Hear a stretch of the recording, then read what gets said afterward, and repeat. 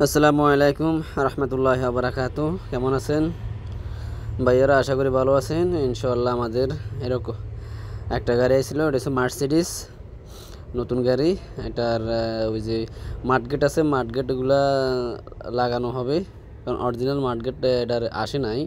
তো এটারে আমরা মডিফাই করবো, মডিফাই করে এটা মাঠগেটগুলো লাগাবো। এটাকে গাড়ি অনেক উঁচা গাড়ি, এটা কিন্তু অনেক উঁচা গাড়ি মার্সিডিস। এটা হলো বিডিএফ গাড়ি। গাড়িটা এখন আমরা ওয়ার্কশপের ভিতরে ঢুকেতেছি, আর ভিতরে ঢুকে এগুলো কাজ করব। যে ড্রাইভার, আফ্রিকান ড্রাইভার ভিতরে ঢুকেছে। এই যে আসল গাড়িটা, টায়ারগুলোর বিট কীরকম, সেম আর্মি গাড়ির মতো, বিডিএফের গাড়ির মতো। হয়তো এগুলো গভর্নমেন্টের গাড়ি।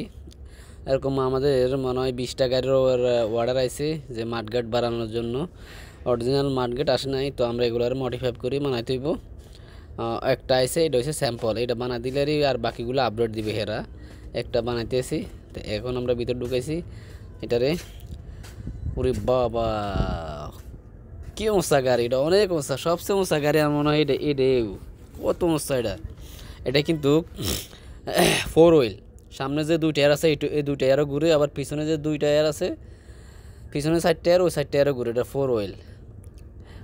এই যে পিছনের 2 টায়ার, দোনো টায়ারে ঘুরে। কারণ ভিতরে ওই যে একটা সাপ আছে না, এটারে কয় জানি কি নাম জানি কয়, রোমান না কি যেন নাম কয় এটারে। এই যে মাঠগেট আমরা সেটিং করতেছি। মাঠগেট কীরকম হাইট হইব না হইব এটা সেটিং করতেছি, আর কতটুকু হাইট দিতে হবে না দিতে হবে এটা আমরা দেখতেছি। কারণ হাইট তো আর কম বেশি দিলে তো পারফেক্ট দিতে হইব।